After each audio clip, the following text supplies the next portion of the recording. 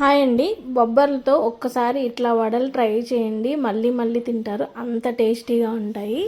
నేనైతే బొబ్బర్లు నైటే నానబెట్టానండి. ఇవి పచ్చెనగపప్పు ఒక 2 అవర్స్ ముందు నానబెడితే సరిపోద్ది. ఈ రెండింటిని మనం మిక్సీ పట్టుకోవాలి.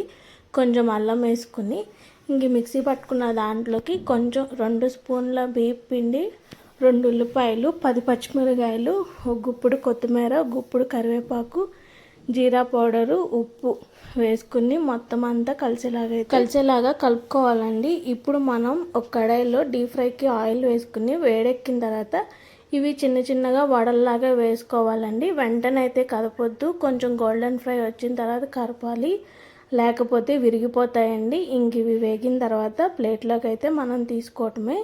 ఇలా వేడిగా తింటే చాలా బాగుంటాయండి. బయటేమో క్రంచీగా, లోపలేమో సాఫ్ట్గా ఉంటాయండి.